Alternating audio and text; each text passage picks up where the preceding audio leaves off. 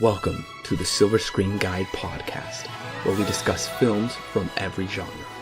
So sit back, relax, and enjoy the podcast.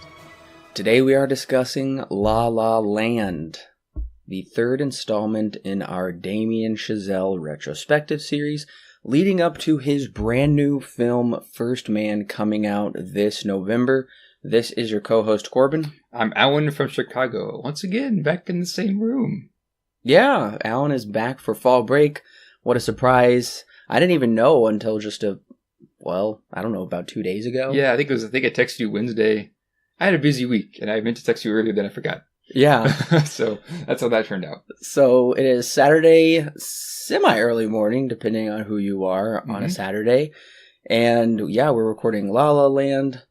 Definitely looking forward to talking about this one because we did briefly discuss it when we talked about our Oscar winners of whatever it was, 2016. Right. And we were just kind of gushing over this movie. I'm not going to hide anything about how, maybe I'm on the fence with this movie. Yeah. No, this movie is amazing. We'll talk about it.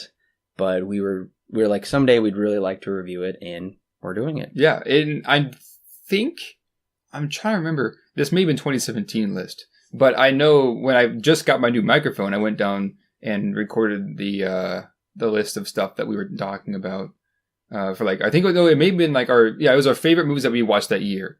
So I can't remember if this was on it, but I know for the Oscar discussion, we had talked about it, and I think we were both on the same wavelength where it's like, yeah, this is a pretty great movie, I guess. So yeah, it's clearly we both have a pretty important history with this movie in one way or another. I know that we both have a bit different stories when it comes to this, but definitely something that is pretty important to us regardless.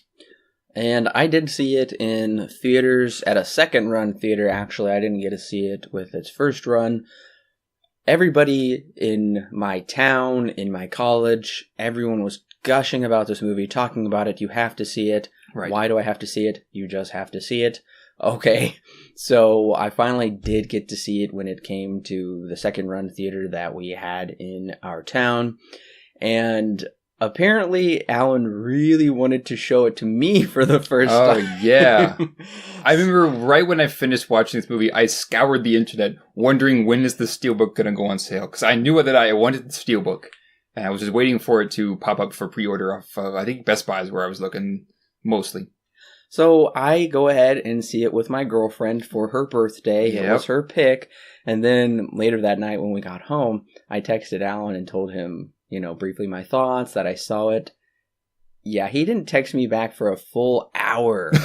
He was mad at me, and he finally gave me this curt message back about, well, you're watching it with me when I'm back in town. Yep.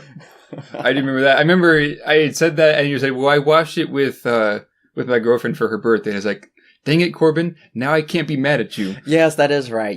I did explain. I was like, I didn't just go see this by myself. Right. And you were like, okay, well, all right, I'm giving you a pass. Right. I remember, we had talked about it because I had stated that we have to watch it in your theater room together because this is something that would be amazing to watch there. So I remember, that was definitely something that I was just like, oh, Corbin. And then you told me that it was both for your girlfriend. I was like, now I can't be mad. Now I'm mad that I can't even be mad. Yeah, and it wasn't even I'm pretty sure I saw La La Land before Whiplash. I'm not really sure. It wasn't that far apart, like how many months. Right. But regardless, I don't think I really knew too fully. I didn't know who Damien Chazelle was, and I definitely had never heard of his first film. I kind of wasn't really putting it together that Whiplash and La La Land were made by the same person. Right. I'm sure I did understand it, but especially now that we're doing the retrospective, I could really see the progression of his work, his love of jazz, and how that influences his stories. Right. So I have a bit of an interesting story, personally, for this movie.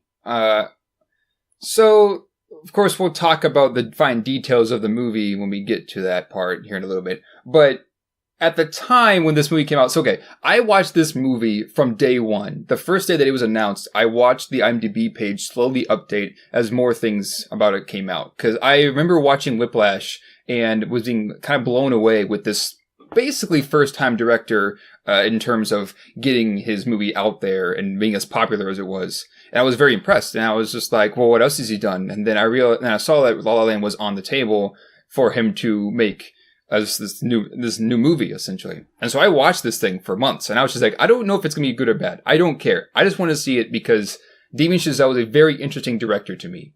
And he seems like the kind of director that is going to be another like Christopher Nolan that really takes film seriously, but the American audience, or really just anybody, just loves because his eye for film is so interesting.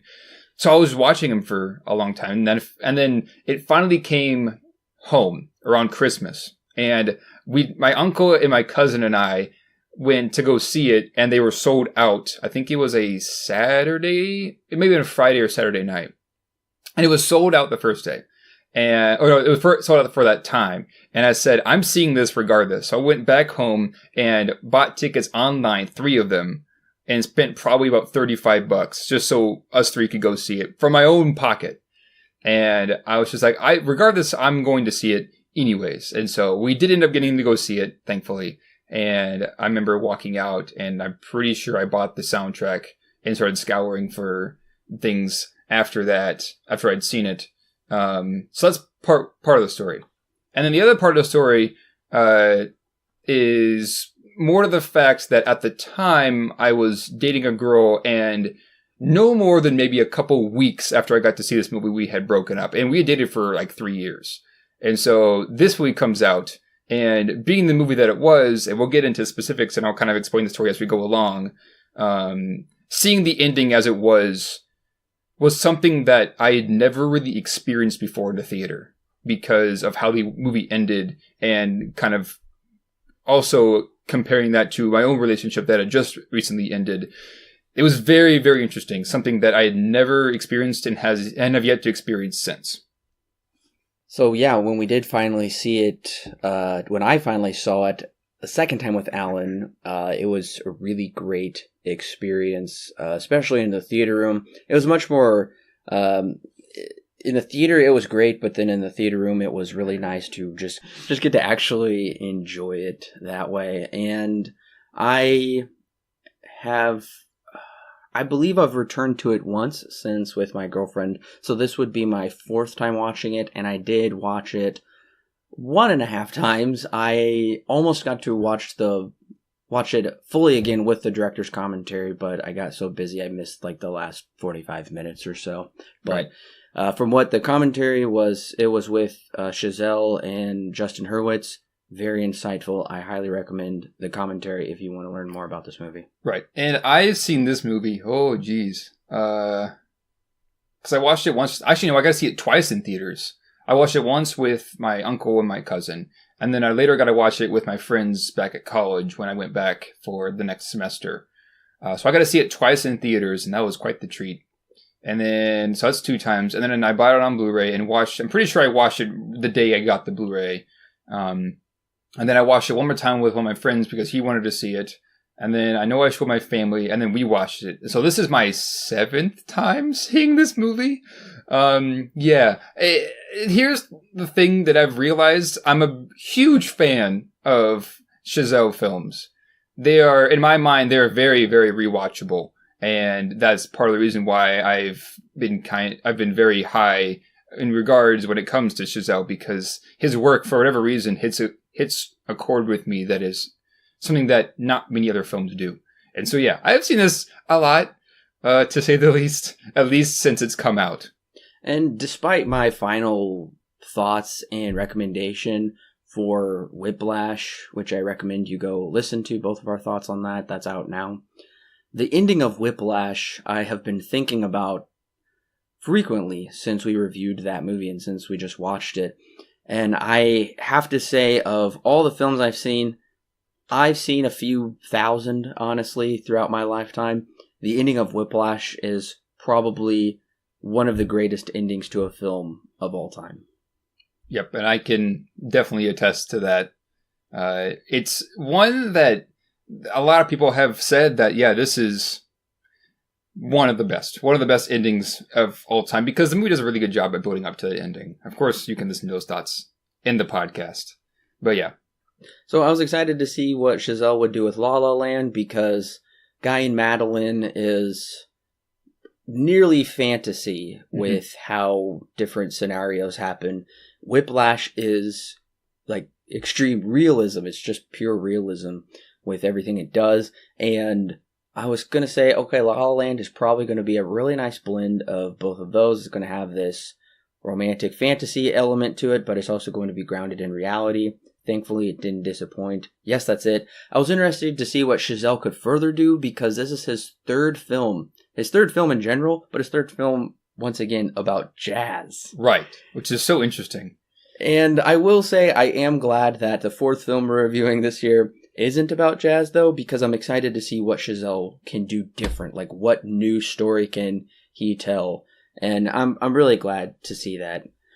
Yeah, and it's kind of funny because when doing some research for this movie, come to find out, Guy and Madeline was kind of like the beta version of what would be La La Land. He had this idea for La La Land before he actually began making Guy and Madeline, but because of what it took to create La La Land, he couldn't feasibly do it. Not until after he made Whiplash and was able to get a lot more producers in the studio on board and get a bigger budget. But for a while, this is his original dream. This is essentially what his entire career has kind of been building up to at this point, is making La La Land, his dream of a film that he's wanted to make for ages, which of course we're going to talk about it here. But it's just interesting to see the progression of a director begin with just a student film, which for what it is, it's quite impressive for a student film, to Whiplash, which is this super intense psychological thriller drama. And now we're talking about a romantic fantasy, all centered around jazz, of course, except for this new one, First Man. But it's interesting that he's been able to do this in such a short-ish amount of time. Oh, yeah, it's really cool. I mean, he's a wonderkind, clearly, with his craft. It's a dream come true. And even when he was working on Whiplash, I know he approached J.K. Simmons and said, hey, do you want to do like a small walk-on part in this movie, La La Land, that I'm going to be gearing up right after Whiplash is over? And J.K. said yes. So I didn't know that. I learned that watching the commentary. He said, I asked him during Whiplash if he would be in La La Land. Right. Well, Alan, are you ready to give him the plot? Yeah, let's do it. La La Land opens on a jammed LA highway. To seemingly pass the time, the folk join together and sing a song about pursuing dreams in LA. We meet our two main characters, Mia and Sebastian, as Mia holds up traffic while practicing for an audition she has later that winter day. They don't know it yet, but eventually they will come together in a relationship that will change their lives forever as they pursue their dreams. Mia works at a coffee shop on the Warner Brothers lot and is inspired to be an actress after being inspired by her aunt and her many stories and travels. Sebastian is a jazz artist, or jazz pianist, who is trying to get his name out there and survive with overdue bills and struggling to keep a steady job. After a record deal turned out to be a scam, Seb has been and still is picking up the pieces. He gets his old job back playing piano at the restaurant run by J.K. Simmons, which he previously lost because he deviated from the provided set of tunes and started playing his own free-form jazz. After a night of partying with her friends, Mia walks home after her car is towed and comes across Seb as he begins once again to deviate from the set list and plays his own jazz set, and once again loses his job at Simmons's restaurant. Seb and Mia meet up once again a bit later at a party and they get lost searching for their cars as they strike up a song and tap dance the night away, or at least until Mia gets a call from her boyfriend Greg. The next day, Seb shows up at her work and they talk after she is off and finds out that she doesn't like jazz. He takes her to a favorite club of his and explains that jazz is dying. He offers to take her to see Rebel Without a Cause that is playing at the old theater in town after learning that she had got a callback for one of her auditions. Mia accepts, but then forgets about her scheduled date with Greg and his brother, who had just got in from, I think it's Germany, but I guess it doesn't really matter where it comes from. Mia goes to the date, but hears Seb's song on the radio and decides to leave the date after realizing that she had more or less set him up and then felt bad for doing so. So she leaves because she kind of realizes that there's something special about him. So she leaves and meets up with Seb at Rebel Without a Cause at the Rialto Theater. The two almost share a kiss before the film burns up. So the two have a good idea and head to the same planetarium that Rebel Without a Cause was set in and fall in love as they dance to the stars and finally share their kiss. A while passes and the two are in a relationship now. Mia begins writing a one-woman play. Seb joins a jazz fusion band after being asked by the legendary John Legend. This gives Seb a steady job and Mia her own chance to begin really pursuing what she loves. But after seeing Seb's group, The Messengers, live, Mia begins to wonder if this is what Seb really wanted, or if he's just doing it out of obligation. After some time, the two finally get a chance to sit down and have a nice dinner after Seb heads out on tour, or before Seb heads out on tour. What begins as a nice night turns sour, however, when Mia firstly begins wondering if Seb is really liking what he's doing, in which Seb responds saying that she probably liked it better before he joined the Messengers because he was below her. Mia leaves in a rage, and things get worse as the next time they are together. Well, things get worse the day of Mia's play, however, when not only is Seb unable to join due to a photo shoot that he forgot about, but the play itself was a disaster. Very few people showed up, leaving Mia in debt to the theater as she cannot pay it back. Seb shows up as she's walking out, and at that point she breaks up with him. Mia heads home to refigure things out and hopefully go back to school and start her life over again. That is, until Seb gets a call from the casting agent about Mia's play. Seb finds Mia's house, as she stated, the one next to the library, and gives her the news. At first she refuses, but Seb convinces her otherwise, calling her a baby and how she needs to take this role if she really wants to pursue what she's been dreaming all along. At the audition, Mia was asked just to tell a story, as the story that they are writing hasn't exactly been written yet, but they're going to write it off of the main character, whoever gets the lead role. Mia recounts her original inspiration of her aunt, and to the casting directors. Afterwards, Seb and Mia have their final conversation outside the planetarium. Not knowing what the future will hold, they express their love for one another as the movie fades to summer, once again, 5 years later. Mia's audition got her lead role and is finally back from Paris. Seb is able to get his jazz club up and running. The two, however, live completely separate lives. Mia is married and has a child, and Seb lives by himself in a small apartment. One night, on their own, on their way to a party, Mia and her husband decide to skip it and get something to eat, and accidentally come across Seb's club. Seb and Mia make eye contact as Seb plays the solo, their theme song, City of Stars. The movie recounts the many memories that they've shared, and what could have been if they had stayed together. But this is not the reality. They never got married, and they never had a kid, and they never bought a house. That was all a pipe dream.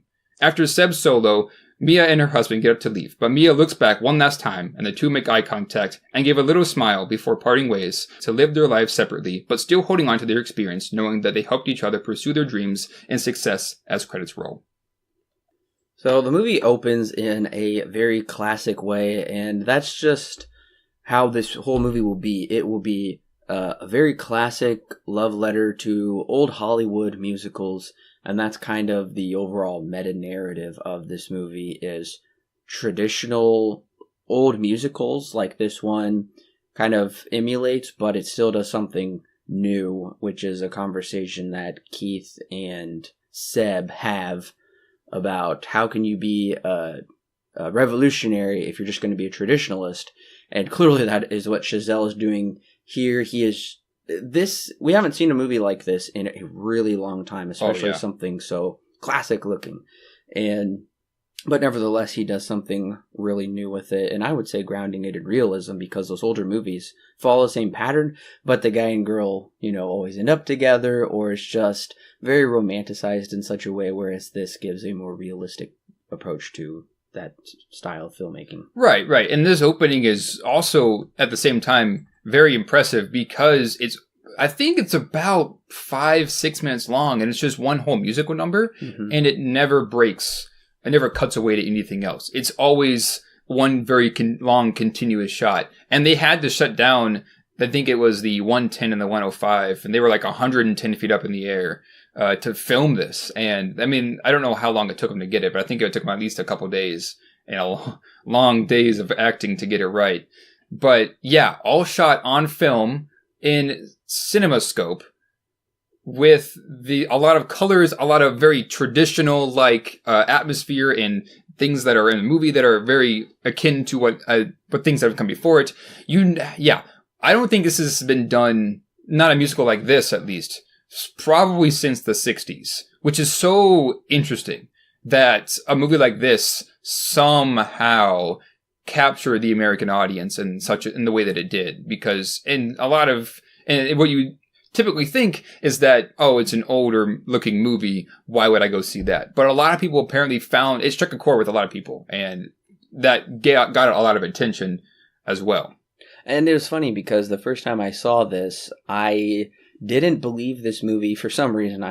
Probably because I thought it was a period piece, just like, oh, the old musicals came out, 50s, 60s. I thought that's how this would be. But no, it's present day. Mm-hmm. And so I was so surprised when I first saw the opening shot. I'm like, wait a minute, those are not 60s cars, those are modern day cars. And so that really threw me off at first. And my experience for the first time in the theater, the audio in the theater was off. Really? From the movie, and it was bad, and I could barely hear anything, and I was so frustrated because at first I didn't blame it on the theater. I thought they mixed this movie horribly. How did they make such a mistake? And then I texted you about it, and you said, oh, I could hear it just fine. It must have been your theater. And so then I finally figured it out. And then when we watched it on home video, I was like, okay, this is much better. Yeah. Oh, that would really get on to me if it was off. Oh, it was. Oof. I could barely hear anybody singing at all. Oh, great. And maybe they fixed it or maybe I just got used to it. I don't remember. But regardless, this whole opening sequence was actually at a time not going to be in the movie. That's right. Yeah. I know at one point they had gotten a studio, I think it was Focus Features, and they were like, okay, well, we'll make the movie, but you have to do a bunch of different things. You have to change the opening, because that's too big. You can't have it the way that you want it. You have to change the jazz artist Seb to a rock musician, and you have to change the ending. And Damien Chazelle was like, how about no? And then walks away from that studio. Which, in my mind, was a very smart decision. But I feel like he would have walked off with anybody if they had made those kind of demands. Well, and the other thing was, Chazelle also really wanted an overture. Okay. He really wanted an overture at the beginning, but he realized that an overture and then a long opening musical number would have been too much. Right. Would have just not worked together to have two types of that sequence right up against each other right in the beginning of the movie. So they did screen the movie without this opening, and then they might have screened it with an overture and without this opening. And they also had a screening, they also had a cut of the movie where it came down and focused, it had the shot coming right down onto Ryan Gosling's character, Sebastian, then it cut over to Mia, and then it went into the musical number. Okay. Instead of the musical number, then cutting to them, and then continuing on from there. So they were really, really wondering, what do we do? Even Justin Hurwitz didn't even want that pan down from the sky. He said, let's just do a clean fade in. And eventually the producer was like, I really think we can do... It would just be really good to pan down. Right. And it wasn't a real sky, because you can't just shoot the sky like that. Yeah. But it works really well. And so this whole opening, because they talked about it for quite a bit, was what do we do? And then eventually they're like, we can't cut.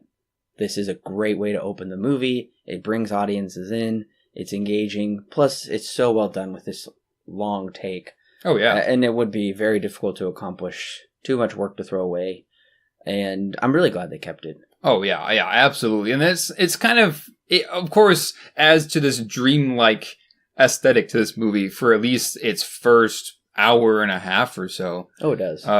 Because this is LA. This is kind of more or less, this is La La Land. This is what a lot of people go there to aspire their dreams. This is what they imagine. Of course, the movie takes that and goes, Well, not necessarily, and then kind of goes on to explain things. But here's another funny thing. Did you notice one of the songs from Guy and Madeline on a Park Bench was playing when it was kind of like painting past all the cars and all the different radio stations were playing? Was it? Yeah, it was the first song that I guess Madeline sings. Oh, wow. This movie, the Park Bench song. That's so cool. I did not notice it. But later on, they call it out when Sebastian and Mia are walking on the studio lot. You can see a poster for Guy and Madeline. Mm-hmm.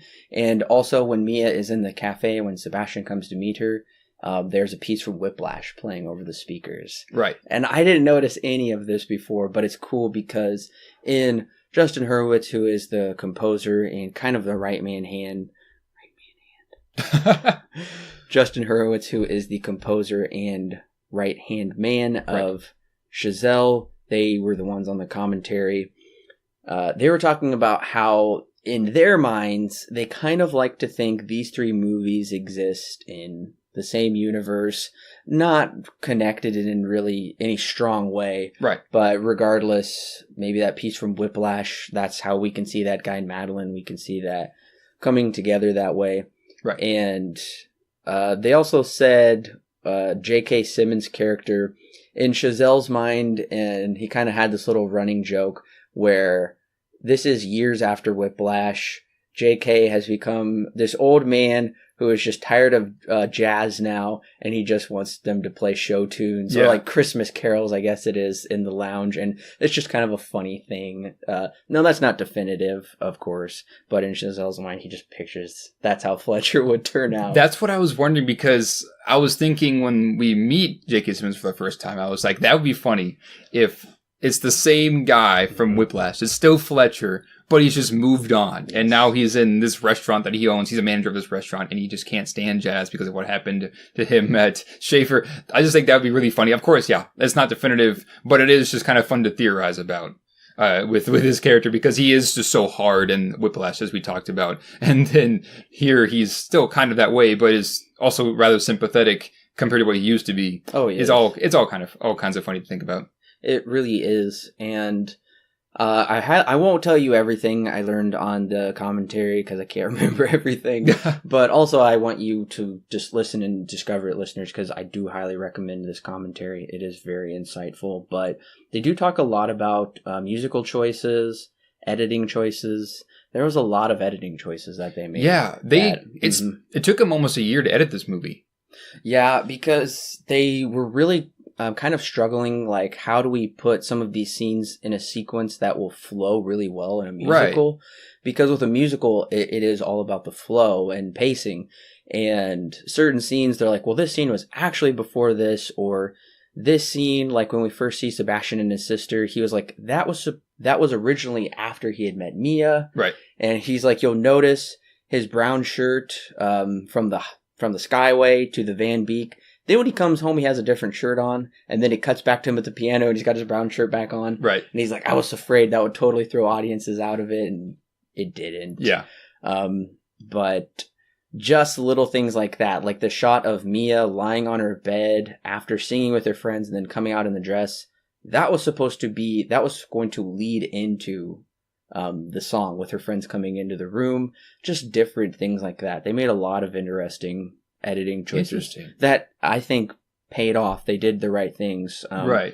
Even scenes where Mia was, I think, just like driving along and looking at the closed Rialto Theater or writing different things down. They shot that like after they had pretty much wrapped up everything. They had to like go back and, well, specifically when she was coming home, telling Sebastian, I miss you, I haven't talked with you in months. Mm-hmm. That was way after shooting, and her hair was different. So she had to wear a wig. Oh, good. And they had to color correct different things. Right. It's just cool tidbits like that. That's so interesting. Yeah, clearly Damien Chazelle has taken a lot of time, and clearly this movie has a lot of passion to it. And I know that when they were casting for Mia, they had saw Emma Stone at a Broadway musical. And that's kind of how they met. And then they met in a coffee shop not long after that. And Emma Stone was just like, this guy is so passionate about this project that she wanted to be a part of it. And then Ryan Gosling is a bit of a different story. He met him at a bar, and I think it was also in New York. They think both of these were in New York. But yeah, I mean, it's clear that Damien Chazelle has a clear passion for this. Once again, this is the movie that as of right now, his entire career is kind of built up to. This is like his magnum opus at his current state, is to make La La Land, which is exactly what Guy Madeline had taken a lot of those ideas, and then Whiplash was just getting him basically the bridge from Guy Madeline to make an actual full-length movie that requires a big budget. Yeah, it's so interesting to see this guy who is just so passionate about this project and kind of is telling the truth when he says that you make something that you're passionate about and people will flock to it. That is definitely true, and it's kind of funny to think Emma Stone and Ryan Gosling have been on the scene, I would say, longer than Chazelle has. Yeah. And they're definitely known names, but even after Chazelle won a few Oscars and got some nominations for Whiplash, which is pretty impressive for your very first like mainstream theatrical film. Oh yeah. And it's kind of funny because it's like, in a way, it feels like they're probably taking a chance on this new director, but at the same time, he's like, oh, my first movie actually won 3 Oscars, got 5 nominations. Right. And wow, did this really pay off coming onto this movie, because 14 nominations with 6 wins. And that's like one of the 3, because you've got Titanic and All About Eve. Well, the only other 2 movies that have ever gotten that many nominations. Like, the nominations for basically every category that's possible for a feature-length movie like this. And, I mean, yeah, Titanic won more at 11, but at the same time, still very impressive, especially for a third-time director. This is no James Cameron. This is a brand new director who's like essentially fresh out of college, no more than maybe a few years. I'm pretty sure he won 2 Oscars like in a row that night. I think so. Where it was like for best song or something, and then for something, I can't remember, but I just remember like, Damien Chazelle, come on up. And he goes, sits back down, like, Damien Chazelle, come back up. And that was crazy considering Christopher Nolan still hasn't won the Oscar. Mm-hmm. And Leonardo DiCaprio finally just won his Oscar, and wonderkind Damien Chazelle is like, oh, what? I only have like 20 Oscars between all of my movies. And all 2 of them that have made it to the Oscars. So this year I'm expecting First Man to get nominated for Best Documentary, Best Foreign Film. I'm expecting it to be nominated in every category. I would not be surprised. I mean, obviously we haven't seen it yet. It's coming out relatively soon, actually, in a couple weeks.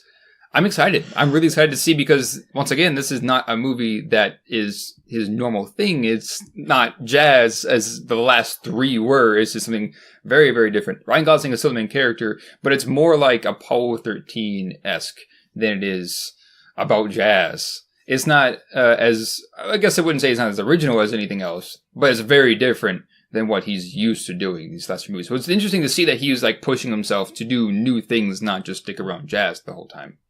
And coming back to the character of Mia, we see she is an aspiring actress, and she's giving this really great performance during her audition, but she gets interrupted. Right. And I learned that actually happened to Ryan Gosling.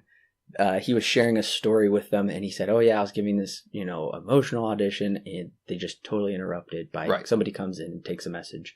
And so Chazelle says, okay, we have to put that in the movie. So that was kind of funny how that worked out and connected to real life. Right. And I know that Emma Stone also had similar things happen to her. And so her character that we see in the final film is really based off of her own experience, because she herself left high school at 15, moved down with her mom in Hollywood so she could become an actress. Wow. And look at where she's at now. And this story, of course, ties into her character that is in Whiplash. She leaves and goes to Hollywood to be an actress, and of course by the end we get to see that progression as how it all comes about. Yeah, both these characters are kind of based off of the actual real life events of the actors that play them, but I think Mia's especially is very, very interesting because it's so interesting to see someone's more or less real character come out in this film. Yeah, it definitely is, and I think it's definitely one of those rags to riches type stories for both of them, but it's so well told, and it's so organic, and I don't know if that's really Chazelle's story, though, because his first movie had some pretty big people helping him out with it. Right. And then his second movie, 5 Oscars and everything. Right. So he's done amazing. I don't know what college he went to, but that's probably the college I should have gone to. Oh, Harvard. Oh, okay. Yeah. Well, there we go. Because him and Justin Hurwitz were roommates. Mm-hmm. And the guy who is the 80s cover band, he was also their roommate. Really? In college. That's funny. And it's funny because they actually started a band together. Okay. Because I know that Chazelle, I learned this. We talked about what instrument he played, I think, in Guy Madeline. Yeah. He played the drums, which makes a lot of sense for Whiplash. Right. He did play the drums, and they were talking about how Justin Hurwitz had him compete for somebody else to be able to just get in their band. Yeah. And they kind of had this band in college together for a while with the lead singer of this 80s cover band. And then as soon as Chazelle and Hurwitz left the band, that band blew up. Really? And there was this massive bidding war with Kanye West and a bunch of other massive labels for these people. And then they just became these sensations. They had billboards in Times Square, flown out to Hollywood, became these big artists. Once Chazelle and Hurwitz left, and he's like, we could barely pay our rent. And the band was this massive, right, rock band now or whatever. I don't remember what kind of music it was, but they're like, well, we don't really feel bad now because look at where we're at. But it's cool they were able to bring their friend back for this scene. They're like, we got to bring him in for this scene. He'd be great. Right. And I mean, if it's clear now, a lot of, basically almost everything from Chazelle's movies are based off of something that happened in his life or somebody. Like we mentioned, Emma Stone, her character is more or less built around her entire person as she grew up. A lot of events in this movie, a lot of events in Whiplash, and I would assume a lot of events in Guy Madeline are all kind of built off of his experience, and he's just expressing that onto the screen, which is also, once again, very, very interesting. This is not something new, per se, but it is very interesting to see a director do this and still get a lot of recognition for it. Yes. So everything I am loving in this movie so far, it's riding so high, and I'm like, okay, this is riding on a wave so high, don't let it come crashing down. And it doesn't. I don't think I'm building up to that. Yeah. Because I'm not. I will say the only thing that I feel like is almost a little too much is at the very end of the Somewhere in the Crowd party, where it's been a really wild, fun time. Super well done. But then we get it just spins and cuts to these massive fireworks. And it almost just felt like too much for me. Maybe that's probably a nitpick, but it was fireworks, massive fireworks. What? Right. Well, okay. Think about it this way, because Mia, the whole song is about, you'll find that lucky someone who will make you big by going to these parties, right? And then at one point, Mia slips away after not really being able to connect with anybody and sings to herself in the mirror. It's just is that true? Am I just going to live this life where it's not all that special, but I have to just be lucky? And then she walks out, and it's, once again, this dream about her life in Hollywood and how there's explosions and everything, and how it's more or less just saying that, it'll happen. It'll happen, absolutely. And of course it, I guess, kind of does, because at one point she says in her little solo that she has, maybe there's just something that is just waiting to be found that I have to search for myself, which ends up being Sebastian, as we know. And now he is able to rekindle that, though I guess get her to pursue her own dream. And so having this and then that contrast, this whole song is really about contrast between different ideas when it comes to what really was going to happen in the movie and what Emma Stone's character thinks probably she should look for versus what everybody else is telling her.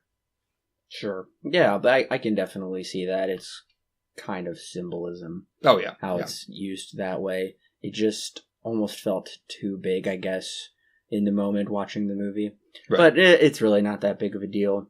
The other question that I have, though, is her car gets towed. How are her friends getting home?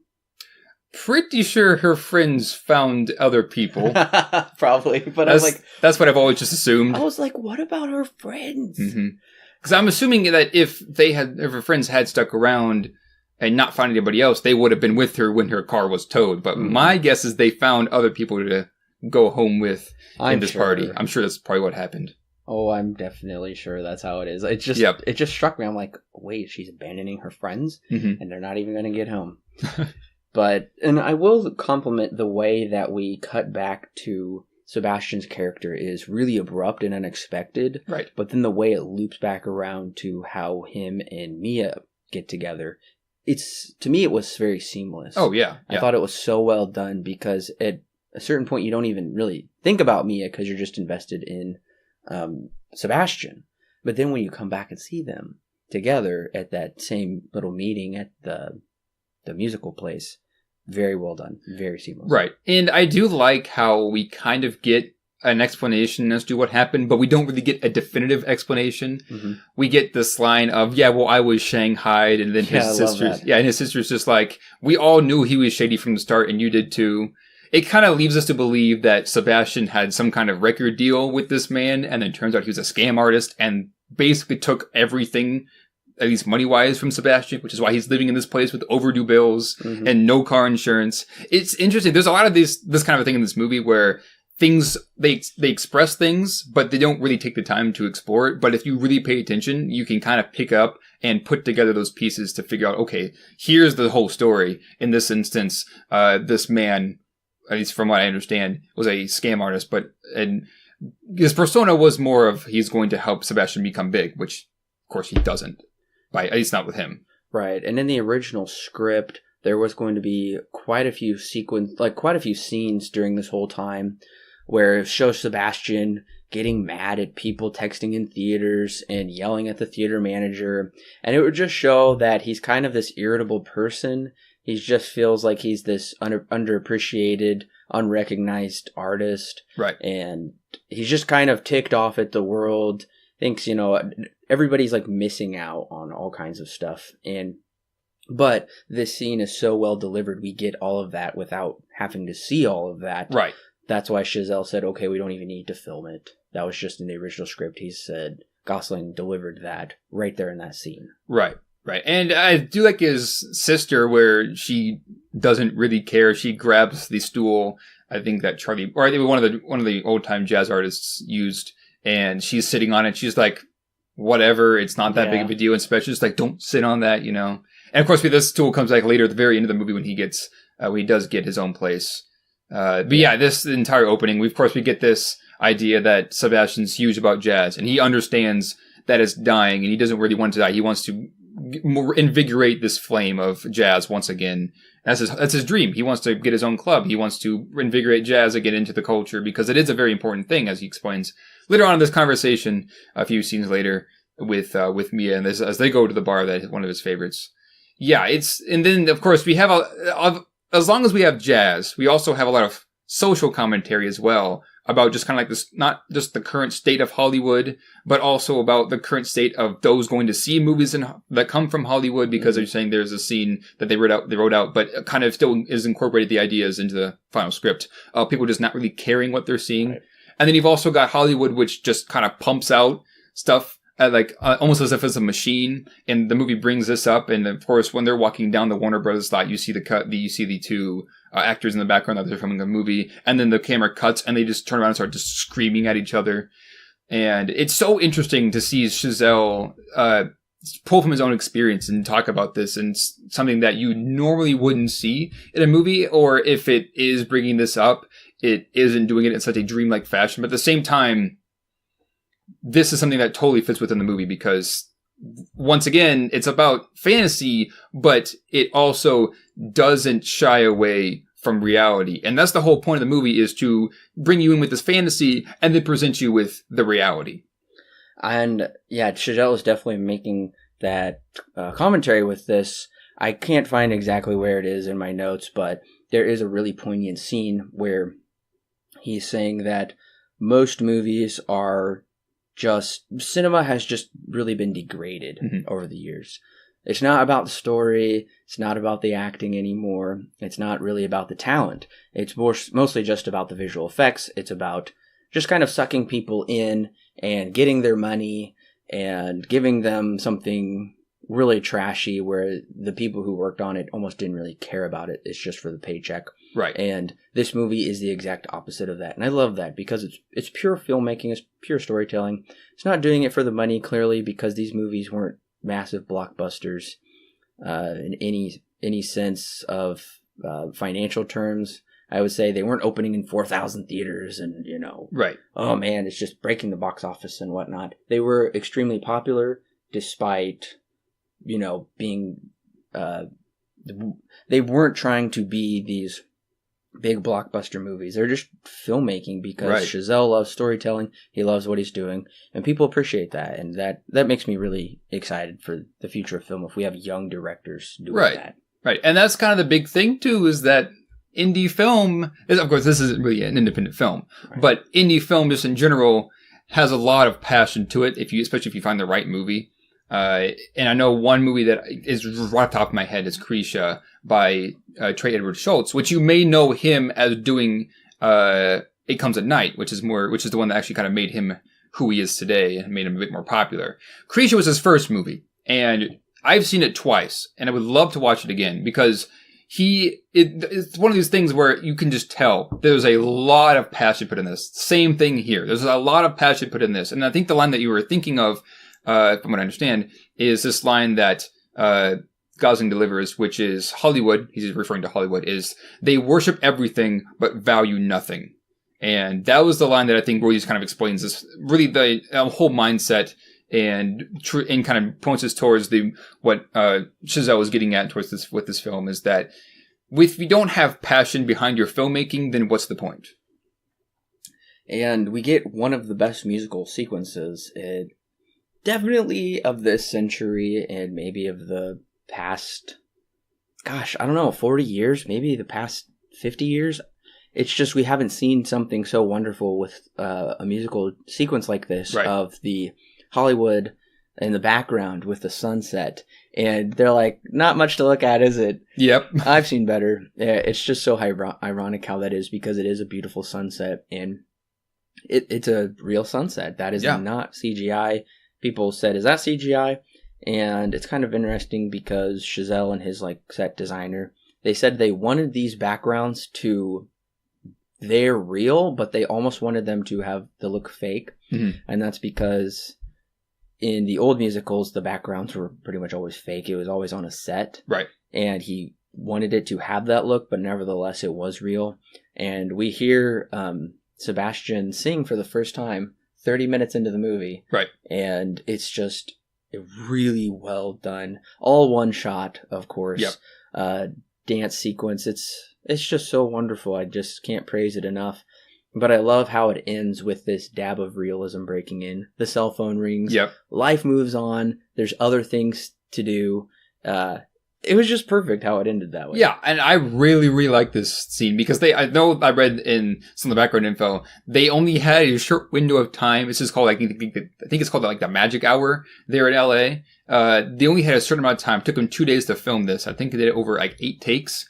And I know that they was accounted that Stone herself was very passionate and was very ready to go, and even though she messed up, she would give it back up and start over and be ready to do it again as soon as possible. And they did, and this is one of those, I think this movie was shot in 40 days when it was all said and done, at least with the primary production part of it, or primary filming part. But yeah, this scene is very, very, very good because once again, it just kind of goes to show we get that tap dancing thing from A Guy in Madeline again, which is kind of a big thing in a couple of sequences there, especially one of the last songs in the movie, which is where they kind of have this tap dance in the restaurant. Whereas in this movie, they incorporate that, but it's between the two of them, and they're talking. Essentially, the whole song is about, "Too bad this night is so perfect. We could be in love, but we're not." And I love that because it's playing with your expectations as to what a movie like this should go like. And that's kind of the beauty of it, is that Chazelle will take these expectations more than one time and subvert them and say, well, that's not what's actually going to happen, because that's not actually what happens. This is what happens. And the two get on each other for a long time. This is kind of the first moment where they begin to actually connect. And even though they're kind of going back and forth and bantering a lot, you get this sense of oneness between them as they dance, and they're able to read each other and all this kinds of, and do all kinds of things. It's a really, really well choreographed dance. And of course, you get the main stance they have when they're facing each other and they're on one foot and their arms are flying out with a lamp in the background. Of course, this movie loves lamps. This is a great musical number. Once again, all done in one shot. I think the only one that's not in one shot is Somebody in the Crowd. That's the only one that is not done in basically in one take with no cuts in it at all. Yeah, and it's funny because those expectations are they are subverted. It kind of like builds you up, and then you're like, wait, what? And then it kind of builds you up, wait, what? And I will say upon first viewing, that was really surprising and shocking, especially how the movie ends, because I didn't see it. Right. I didn't see it coming. On second viewing, you see it coming. On third viewing, it all, like, you just see more and more, and you're like, wow, everything is so plain, it's so clear. I understand it now, and I appreciate what he's doing. Because in a way, it is kind of dealing with this, like, romanticism, but at the same time, it's anti-romanticism, where instead of, just follow your heart and all your dreams will come true.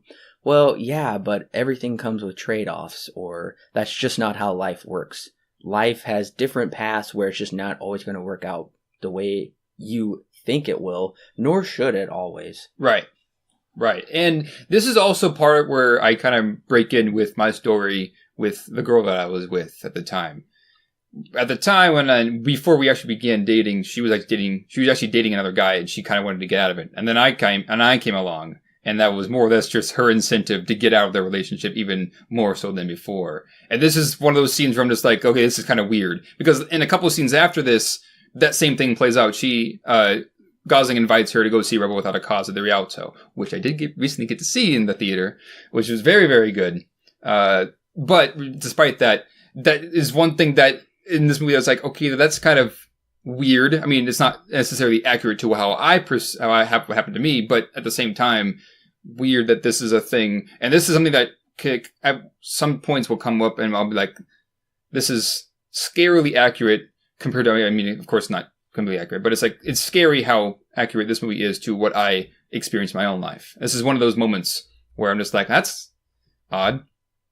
And right before they do see Rebel Without a Cause, they are at the Lighthouse, which is a famous old LA jazz club, and Chazelle is really excited to shoot there.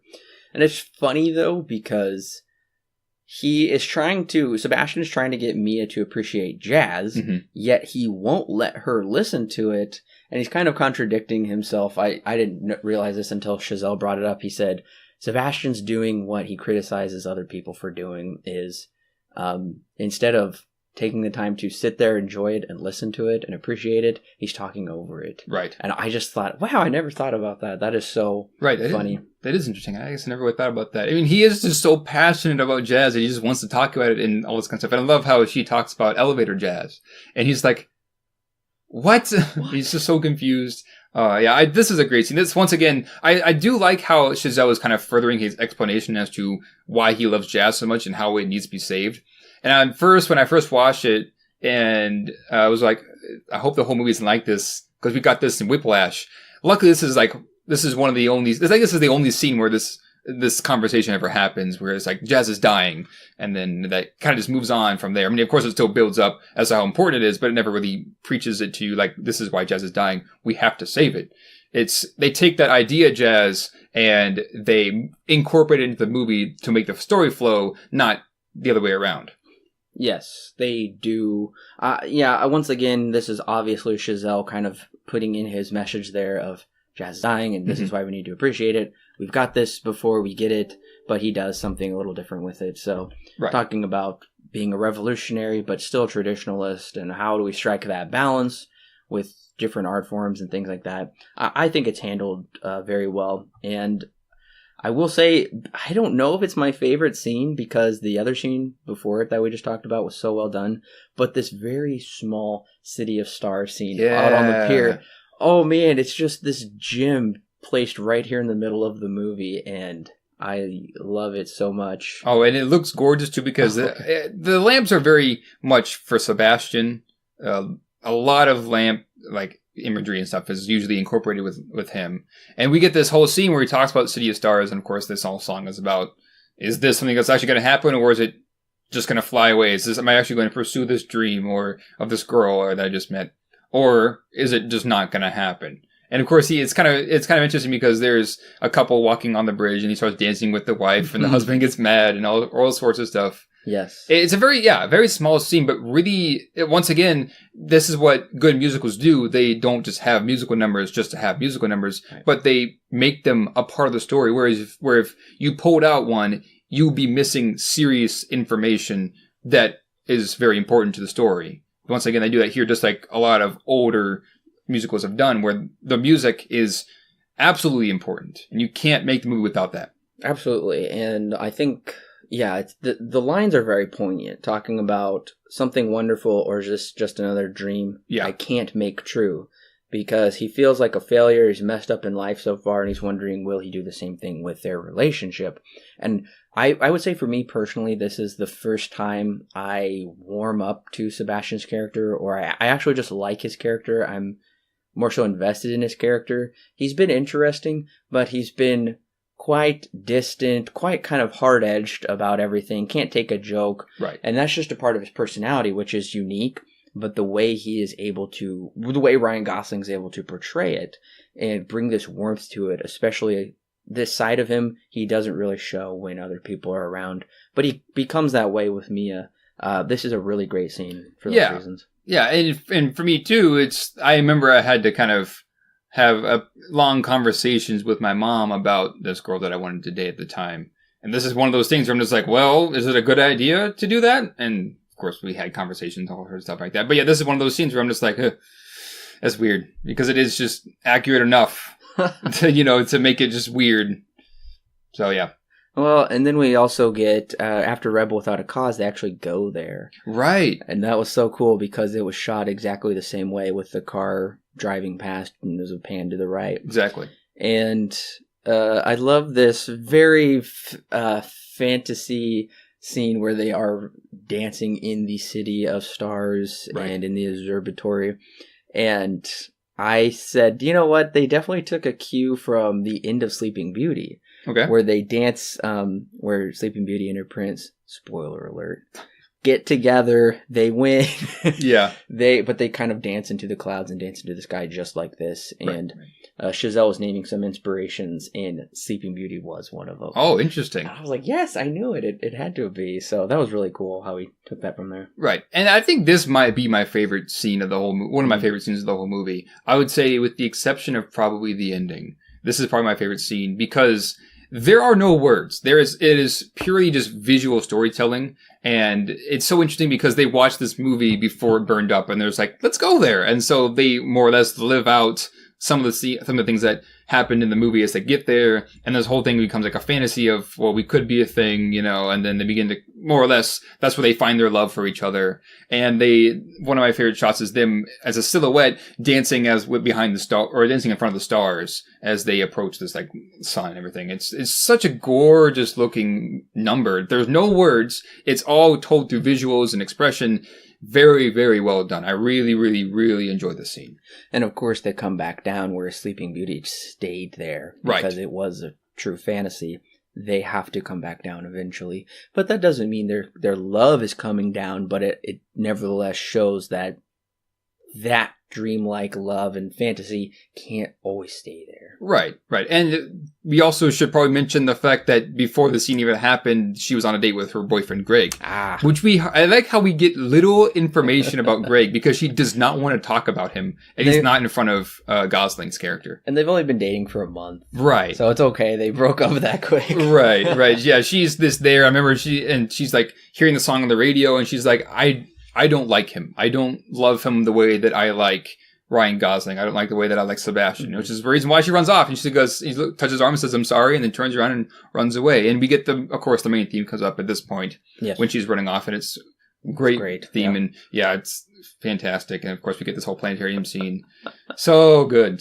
Really, this is once again, this is one of my favorite scenes in this entire movie. And we're halfway through at this point? Because the movie kind of has like this, I guess it closes as in the circle to black and then opens up in a vignette as she writing down her script. I think it's in the summer now at this point. Yeah, and we did get this in Whiplash, the changing of the seasons. Right. I don't think it was impactful as it is in this movie because it just kind of shows where they're at in life and how it kind of all comes full circle, but not at this place where they arrived. It shows their progression, but we're like, well, we started apart, but we're going to kind of end apart in winter. But we've still progressed as people from there. Right. It's not this nihilistic, like, nothing ever changes and it's like despairing. No, it's not that at all. Right. And I will say during the summer, I really appreciated how the montage was depicted of them going on dates. I actually love how it's depicted. I was able to relate with it quite a bit because there's this young, exciting love that's so true to life. And just that essence, that capture of going on those fun dates is captured really well. Yeah. And of course, this is the entire honeymoon phase. Where everything is about the other and you're having a lot of fun, all kinds of stuff. But of course, we'll learn here in a little bit, and a few scenes, we're not going to get there just yet. But we'll learn the honeymoon phase doesn't last forever. And it's once again, we kind of back into this very dreamlike aesthetic where they're driving down the road and she goes, it's one way. And they back up and this van is following them as they're driving backwards and he's driving forwards. And that's when we get the summer tag, of course. And then, of course, have the entire montage of them building their relationship and doing different things and all sorts of stuff. Yeah, it's very, very dreamlike once again. But then reality sets in and John Legend comes up and says, hey, I want you to be in my little jazz fusion combo thing. And at first, Sebastian says no, but then he decides to take it after overhearing a conversation with Mia and her mom as she kind of explains that, he's not has a steady job yet, but he's got money. And he kind of realizes that I probably should provide for her, which he does. Yeah, that was a good scene as well. And we also see this whole kind of like love is blinded at first where they are closing their eyes kissing while he's driving. Yep. So he literally has his eyes closed while they're kissing. And then she says, wrong way. And so that could be taken as a bit of a hint that it seems really nice at first, but there's some things that aren't going to work out they think it is. And I do love how it shows the water spot. Now this is jumping to in the apartment. Mia is trying to convince her mom that her new boyfriend is not a bum. And he's looking at the water spot saying, you know what, I don't want to live here the rest of my life. I need to take care of my lady, show her parents that I can do it and also prove it to myself. And he does that by going to John Legend's character, Keith. Right. And joining his band, The Messengers. And it's leading up to this point where Mia comes home to Sebastian playing City of Stars, and there's like this beautifully lit seafoam green in the background, and it was really interesting. Why? Because it wasn't originally that color. Oh, interesting. And neither was she originally wearing that purple dress. Interesting. Chazelle said, okay, the night before shooting this scene, I was watching Vertigo. Okay. And it's towards the end of the movie with Jimmy Stewart and Kim Novak, and in Kim Novak's apartment, there's this same exact green. Kim Novak is wearing a purple dress, and I'm like, why don't we put that in the movie? So then Chazelle calls up his people, and he's like, quick, we need to change it. We need to change everything. Change it to seafoam green, and change her dress to purple. Right. And then they shot it like that, and it worked so well. That's so interesting. I didn't know that. Wow. I love it. He's just watching Hitchcock, and he's like, change everything. We must. Yeah, and I love this little montage here too because, we'll talk about that in a second because I do want to talk about the conversation that Sebastian and Keith have, which is jazz is changing and it's dying, but we have to change with the times. And he points out, he's like, how can you be a revolutionist if you're such a traditionalist? How can you still try and change the world when you're doing things that have been done over and over and over again and you're not improving with it? Yeah. It's such an interesting idea. Of course, this is kind of talking once again to Hollywood and how, yes, all movies exist and we can take those movies, we can watch them, and we've still kind of improved on them. But at the same time, we have to improve on what is already there. We can't just take something and then continue to use it and use it and use it. We have to continue to upgrade it, or we have to continue to do new things with it, which is what I really, really enjoy this conversation that they have. And this film proves that. Right. Because this is still following the story beats of those older movies and musical numbers and whatnot. But it's, like I said, it has this tinge of realism to it. It does something new with it in a really fresh, exciting way, how it comes back around just like that. And it's really poignant because Keith tells Sebastian, Jazz is dying because of you. Mm-hmm. And Sebastian is so set in his ways. He is not going to change. Even when Mia says, I created this mock-up, why don't you call it Seb's? Right. It's catchy. And he says, no, it has to be called Chicken on a Stick. And that just shows... And he's like, oh, and it has to be at the Van Beek. Right. But come to find out, he relents. He does call it Seb's, and it's not at the Van Beek. And that does show that he does still hang on to jazz because in the way that he loves it, he doesn't have the Messenger style of jazz playing at his club. But nevertheless, he did make those changes to bring more people in so they could love it. And yeah, it's a packed house there at the end. So that is a really poignant conversation. And the next scene you said is when they do sit down and sing City of Stars together, and that was them live singing. Right. Yeah, and this scene is so interesting because you would think, I mean, we've kind of had a few moments where reality is beginning to set in, and they try to rekindle this fantasy once more, and then you get more reality out of it. Mia quits her job. Seb signs the contract, and now he's going to he's on essentially a record label for the long haul, as he states later on. And Mia's moving out and moving in with him. I guess at this point she has, and she's writing down, she's beginning to write her play, what she's been wanting to do her entire life, is essentially a story about her own life, which is, once again, how Chazelle did it for himself. A lot of his movies, once again, as we stated earlier, are stories of his own life, just told in a much different way. We got kind of this reality setting in, and the music is interesting because it's not necessarily happy. It's kind of melancholic. It's kind of between happiness and happiness and sadness. It's kind of like, well, we have to do this. That's just the way that things need to go if we want to pursue our dreams. But at the same time, we come to find out later, is that actually what they want to do, at least in Sebastian's case. Right, and it's all visually told at them at the piano, but then it cuts into the future and shows how they will be apart, they'll be growing apart, and then it comes back to them at the piano together, and it's like they're so excited, they're so happy, but they don't realize it yet. This is what's going to happen. Right, and they're like more or less just a bit confused, I guess, that this is happening when it shouldn't be. This should be something that they're pursuing, should be really easy, shouldn't be as hard that they would assume, but of course it is, because that's not what actually happens in the real world. It's something much, much different. And I do think the next scene at the Messengers concert I do like the song a lot. It's pretty fun and upbeat, but just their facial expressions, how they're telling how they feel without actually coming out and saying it. Right. And we do get a conversation later, which is incredibly written. Right. But it's really important to notice Mia's facial features, especially because she seems happy for him. At the same time, she seems like, whoa, he's kind of being a sellout with all of this.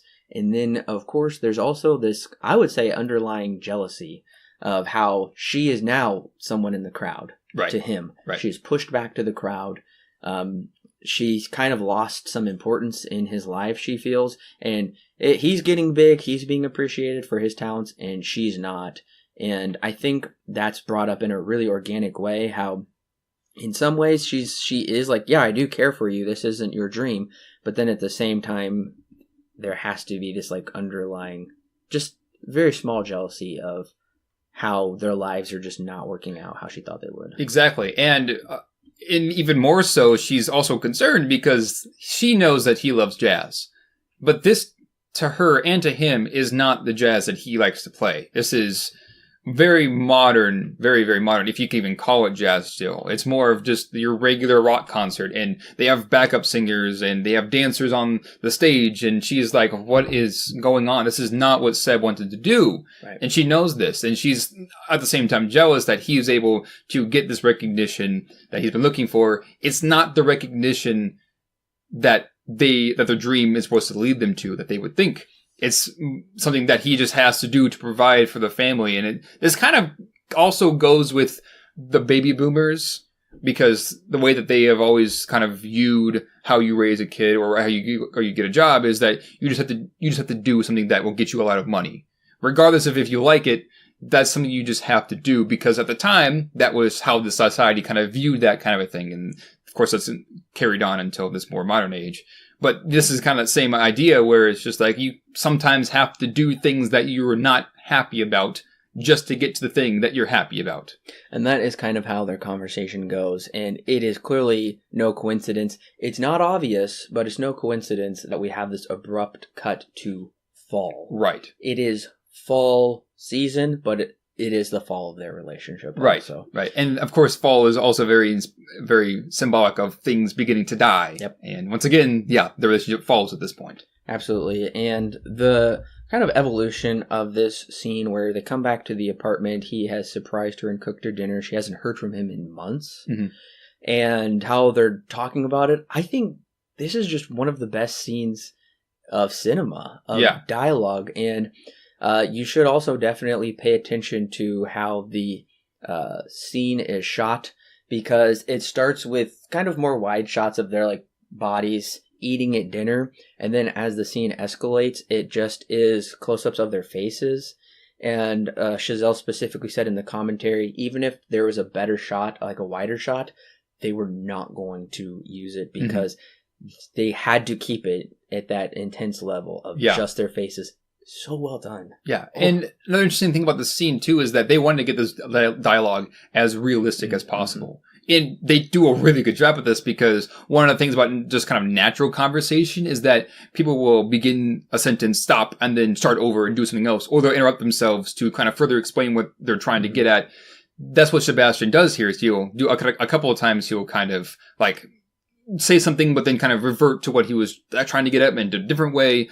But at the same time, you also have a City of Stars, the theme playing in the background, but in a major key. And then once the song ends, essentially the relationship is more or less doomed. I wouldn't say maybe not doomed at that point, but it definitely has had a hit taken to it.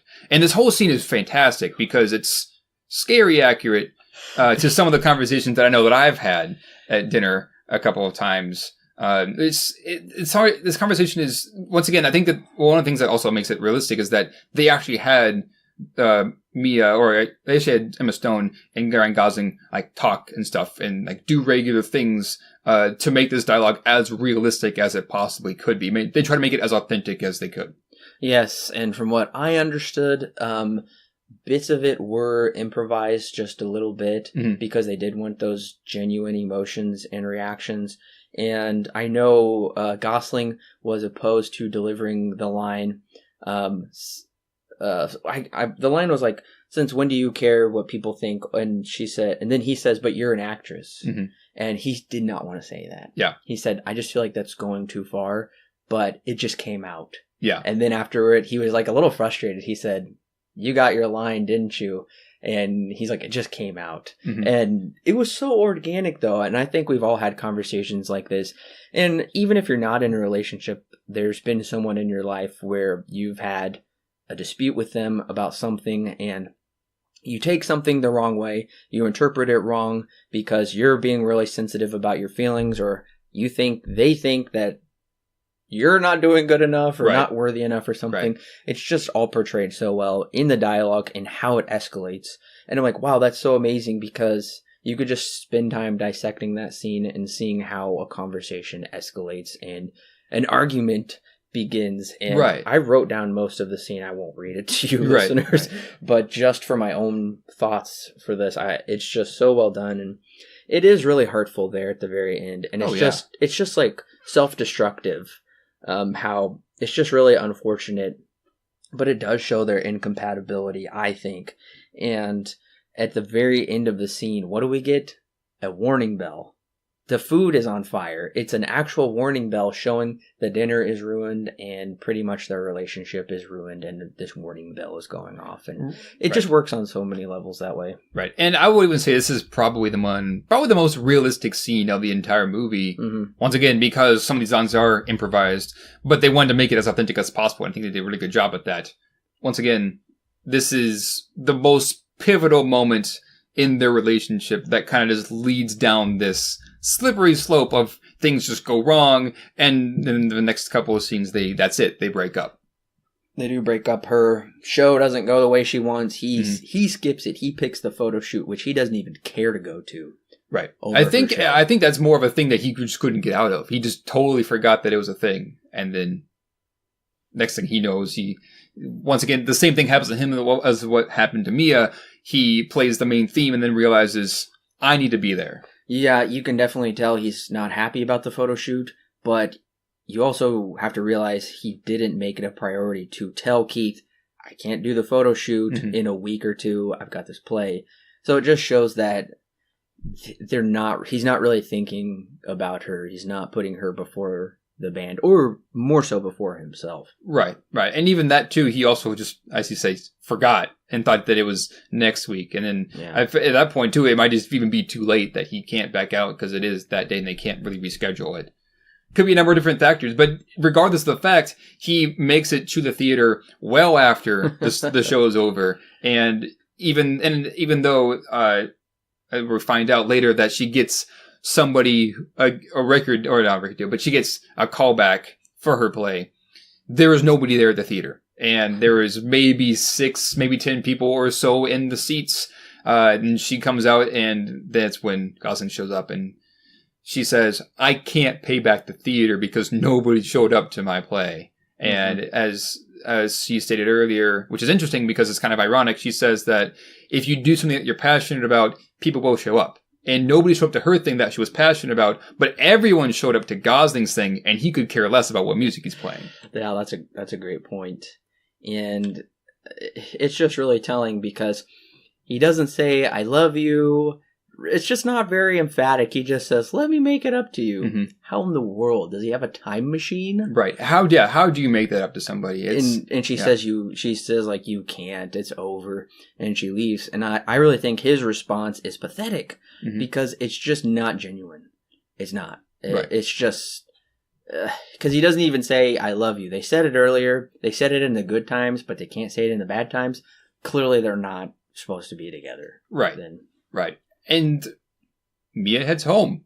Yeah. And it's interesting because she goes back home and she's like, I'm just going to give up on my dream. Obviously, it's not going to work out. And she really wants to, or she's thinking about just kind of going back to school and doing things to get her life on that normal track of what everybody else does. And he says, you're a baby. Yeah. You're crying like a baby right now. Right. That scene was great when she said, I'm going to give up. I'm going to do this. And he goes, what? And that whole scene was great. And I did love how he was that motivation to bring her back. Right. But nevertheless, he wasn't the anchor that was going to stay in her life. They were both like served that purpose in each other's lives to help each other realize their dreams. It's just they weren't a part of that. Right. Now, that doesn't mean there's not a lot of emotionality built into that and feelings, but nevertheless, that wasn't how it was meant to be. Right. And I really like this scene too because this is, I think, is one of the better scenes where it really shows their chemistry as he just like saying, no, you have to go, you have to do this. This is what you've been looking for your entire life and you're just going to give up on it. This is your one chance. And as we've kind of found out, you kind of have to be lucky in LA to get noticed because otherwise people won't notice you. And you'll never find what you're looking for if you aren't lucky. You aren't in the right place at the right time. There is some truth to that somebody in the crowd song, as much as me doesn't want to believe it.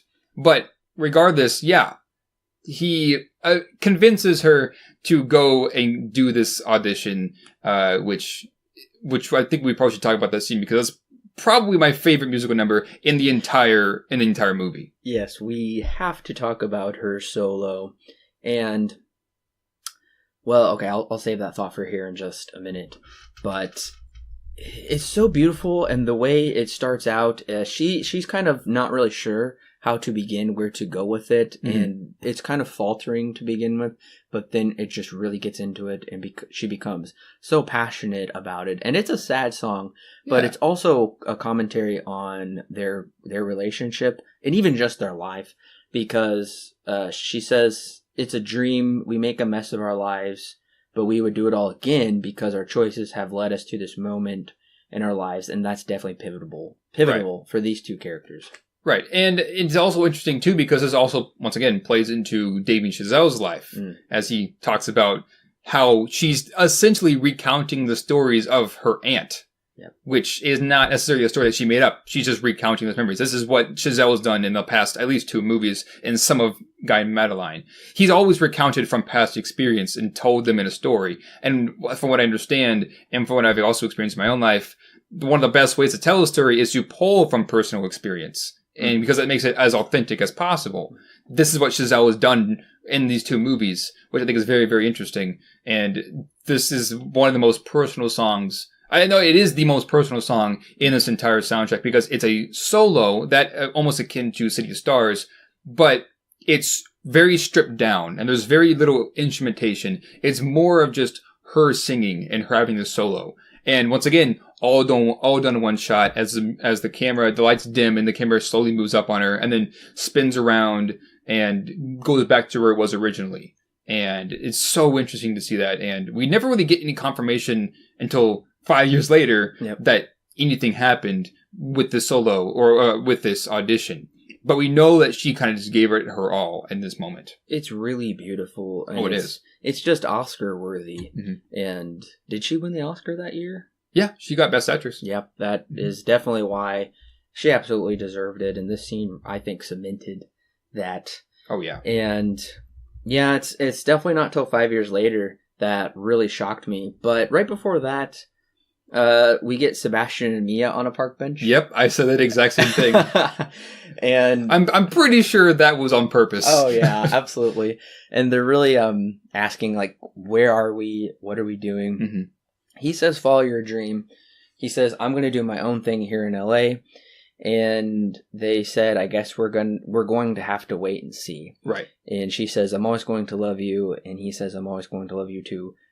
I got choked up at this scene. It's hard not to get choked up because I know they will always love each other, but it's not the husband-wife love. It is this, friend love between friends. And that's really what it's come to this realization of. But if you don't realize that to begin with and you think, oh man, they are these lovers that need to be together, that's just not the path that they're on. And that's pretty obvious. Right. But that's so emotional. Right. And this scene, too, this is the one that I think they also one of the scenes that got to me really the most in terms of everything else, because I have had this conversation and I remember exactly where it was and what was said in this conversation. And the girl that I was with, we decided after taking a break, well, we're going 2 different ways. So there's really no reason for us to try and stay together because it's just going to make things worse.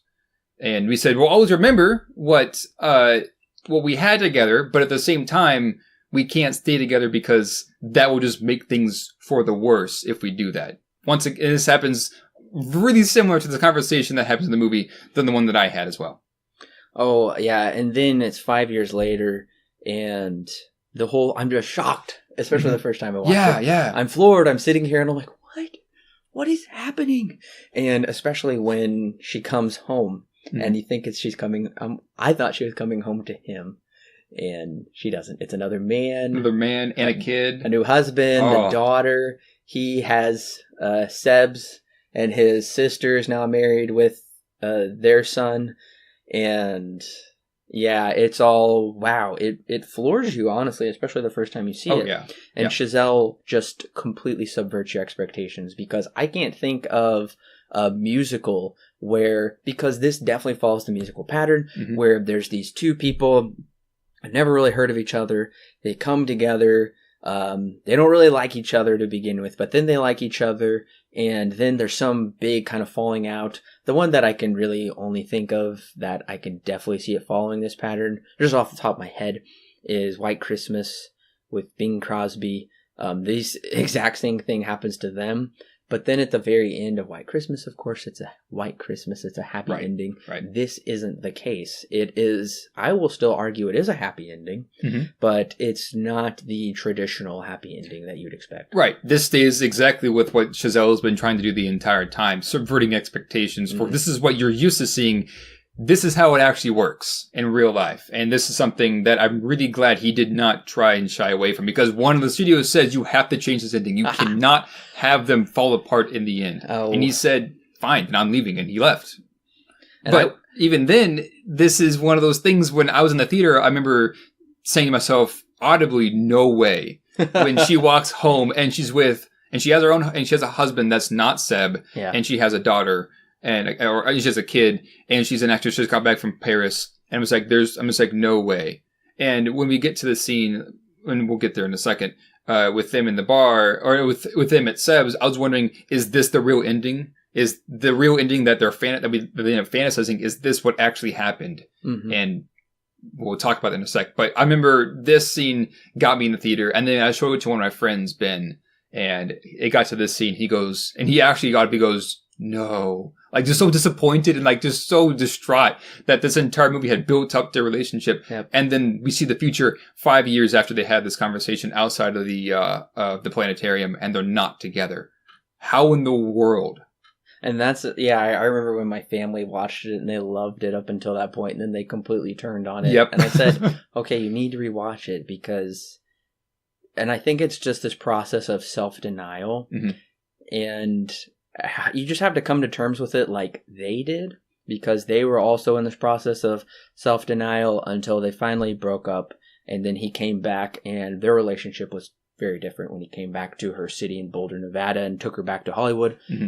It had changed. You could tell it had changed just by how they interact and treat each other.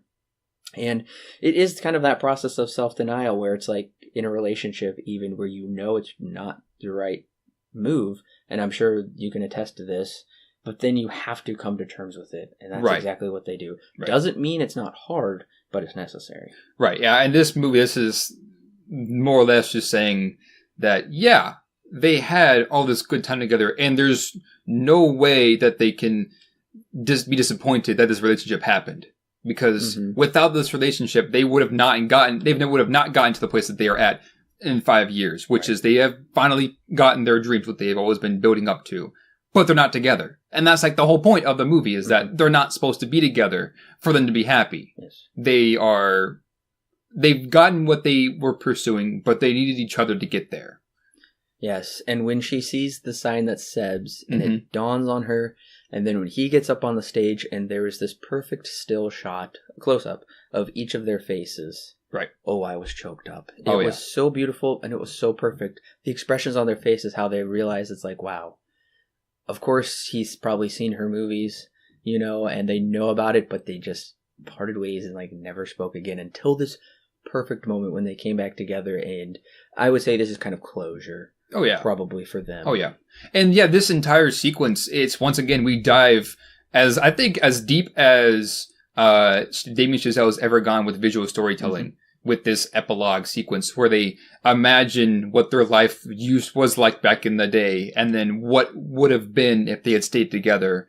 And as they get to see these, like, home videos of them having a kid and living still in LA, and she's all this kind of stuff. And it's like, and then of course, the best part about it is that it's all on like a home video. It's on like a Super 8 projector screen. And of course, that isn't what happens. It's not the reality of the situation. And it's just like, it's so heartbreaking to see this, because the music is so fantasy-like and really, really embraces this musical tone, and then just slowly shifts into what really happened. At the very end, you see the home videos, and then it fades back to them and what would have been that night had they still stayed together, and then fades into reality. It's something that this is probably the scene that got to me the most in the theater, because once again, it had been no more than a couple weeks, maybe, that we had broken up, this girl and I, and seeing this scene killed me. Oh, I can definitely understand why. And I think it's also very interesting. It's something that you wouldn't catch on your first watch or even the subsequent watches. But if you pay very close attention, and I only realized it by listening to the commentary, but when it's their first, quote, date, right before they go to the lighthouse, when they're on the studio lot, and they're looking into the studio, where there's like a set inside there and there's people working on the set. That was actually some of the real crew members working on it. But that is the set that we will see in this fantasy sequence. Okay. So it's almost like they're looking in on their future, but they don't even realize it. this is where they're going, but they don't know it. Interesting. So poignant how they chose to do that. Yeah. That's so cool how that's the real set and that's where they're going to end up. But definitely getting choked up, especially when they sit down to watch these old home videos of their lives that never were. And City of Stars is playing. And I'm just, I'm trying not to lose it. And this is like my 4th time watching it, and I'm still like, ooh. Yeah. But it's very interesting.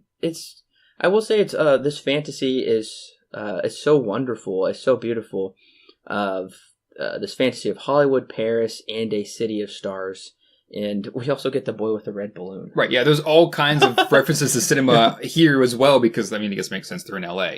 But yeah, you get boy with the red balloon, you get a couple other things here that are just references to old cinema, and how, once again, we get that old and new kind of a thing, where they watch their lives on a Super 8 home video. And then when it transitions to reality, it's not so much this fantasy anymore. They realize at this moment that this was the best choice, was to break it off. And I was really hoping, because there is this trumpet solo. So good. I was hoping it was going to be the guy from Guy and Madeline. That'd be kind of cool. That'd be so cool. That'd be kind of cool. It did remind me of Guy and Madeline. Oh, yeah. This trumpet solo. I mean, it's not as long as that one from Guy and Madeline. But it is still a really good trumpet solo. I still get shivers listening to it. It's that good. But once again, this is a wonderful scene because we have an idea of how we want our lives to turn out, which is, it shows that. That's how they wanted it to be, but it really works out that way. And what we desire isn't always what's best for us. Right. And that's the thing that killed me at the very end of this movie, is that she's walking off. She has to go back to what she's been doing. She has to continue. She can't just return. So that's one of the things that I really like about this ending, is that they have one last glance and they just look at each other and they smile. And there's like, it's fine. You know, what happened sucks, yes, but it was necessary, and it's totally okay that this happened, and it was absolutely necessary that this happened. And that's the thing that I think got to me the most, because this ending especially, I was wondering if they were going to get back together, and they never did. And once she walks off, he continues playing and starts the next piece, and he's like, we have to keep going. We can't stop life for this. We have to keep going. And then the movie just fades to black, and you get the distant shot of the night view of the city, and at the end, and this destroyed me in the theater. I'm just like, crap. Because at that point, to be fair, the relationship that I had ended fine. It was nothing, there weren't really that many emotions flying around at least when we had the conversation. It was very straightforward, it's very adult. Yeah. But of course, it still affected me. Oh, sure. And seeing this ending in a movie, just like, yeah, the 3 years that you spend with her is very, very important. You should never let go of that. But you should still move forward with your life, because there's more to look forward for. Never forget what you had, but at the same time, it was necessary that happened, and it's okay that it ended. And I was like, crap.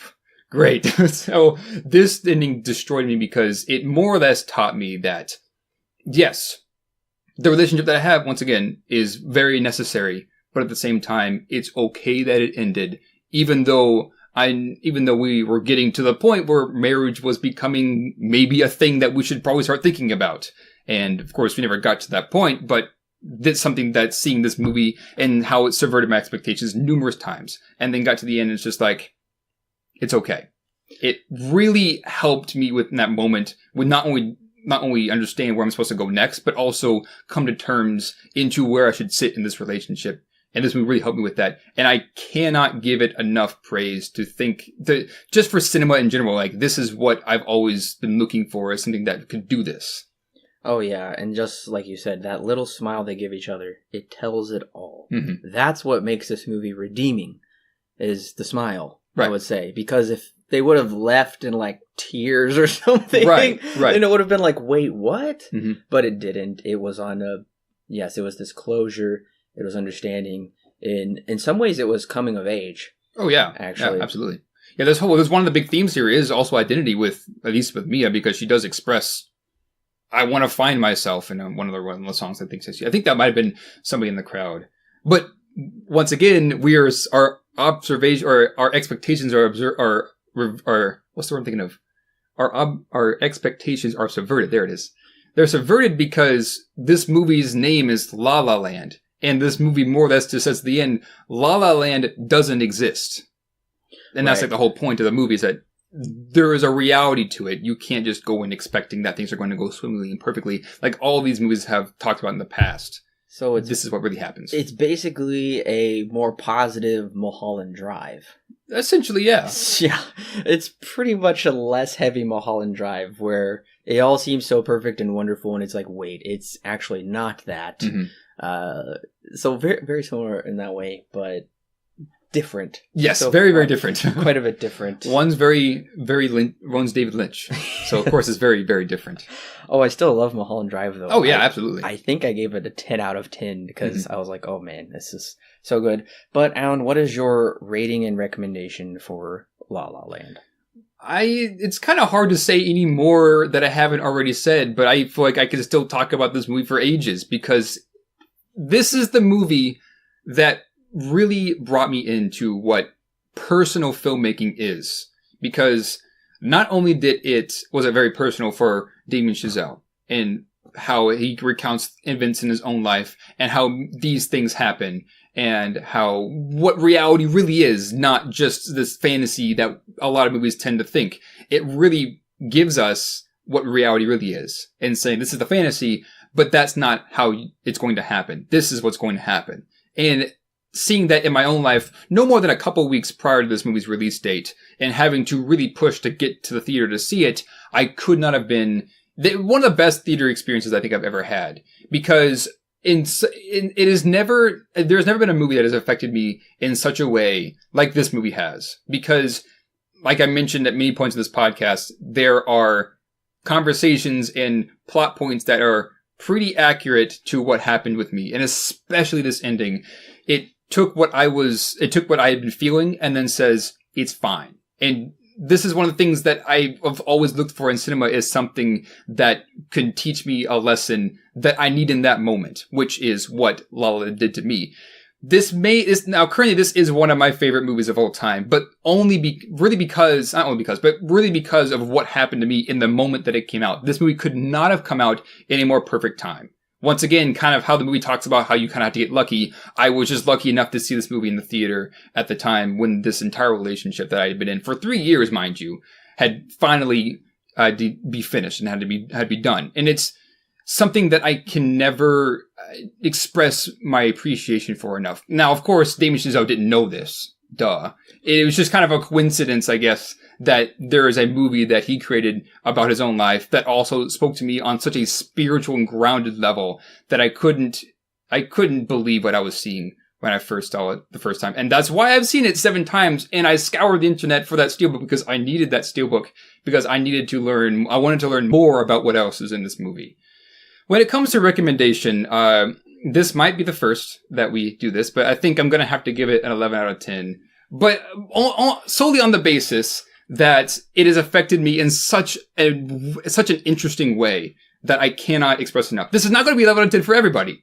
And I hope we talked about this a while back, that we have created this rating because it's something that we need to hold for something special. This may not be my favorite movie forever, and that's fine.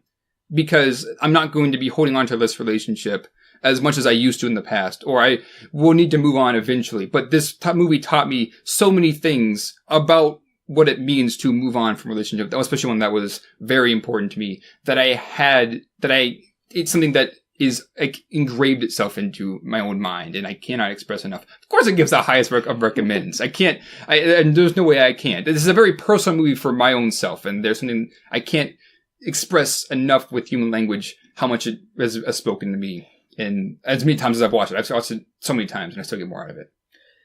I can't give La La Land enough praise. From the story to the direction, singing and dancing, acting, and Chazelle's love for film and music coming together in a perfect marriage of a romantic story with a realistic through line that makes this not only one of the greatest romantic or musical films of all time, but just one of the greatest films of all time. La La Land is perfect, and I'm also giving it 11 stars out of 10. Whoa. Just especially because of this conversation. I originally had it at a 10, but talking through this, I'm like, you know what? There's no way I couldn't give this movie this highest honor of 11 stars out of 10, with, of course, my highest recommendation.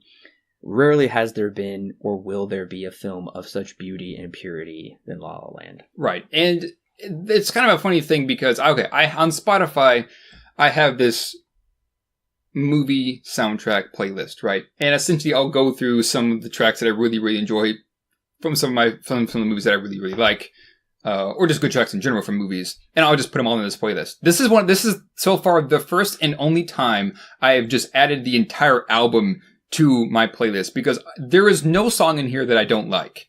And I could listen to the soundtrack for ages. And at one point I was so obsessed with it that it was like a once a day thing. I would listen to it because it had become an obsession. I don't do that as much anymore, but I still really, really, really enjoy this music. And Justin Hurwitz, I think this is his finest work. Damien Chazelle, I think that this is his magnum opus as far as we've seen for both of them. Well, listeners, thank you so much for joining us on our Damien Chazelle retrospective series. We have one more coming out, which will be First Man. I'm super excited to see what he can do, especially after this wonderful review of La La Land. So definitely make sure to join us next week for First Man, where we will be discussing the film. And if you liked this review, please go to iTunes, give us a 5-star rating. That will really help us get noticed by other people, so they can also enjoy discussing film with us as well. Make sure to like and subscribe on your favorite social media platforms. Those are all in the descriptions below for you to just click on and subscribe very easily. Also, if you want more bonus podcasts, if you just basically want to help support us and also get some really nice stuff as well, then go ahead and click on that button that says support Silver Screen Guide and get some exclusive content. You will have access to bonus podcasts, our thoughts on the latest movie news and trailers, film commentaries, Q&As, all kinds of stuff, starting for just as much as less than a Starbucks cup of coffee. You get all kinds of great content. So make sure to head over there and support Silver Screen Guide. Share it with your friends. We love talking about movies, and we love talking about them with you. Once again, thank you for joining us for our La La Land review, and make sure to come back next week for our final installment so far, at least I hope, in the Chazelle retrospective series for First Man. Thanks again, and we'll catch you next time.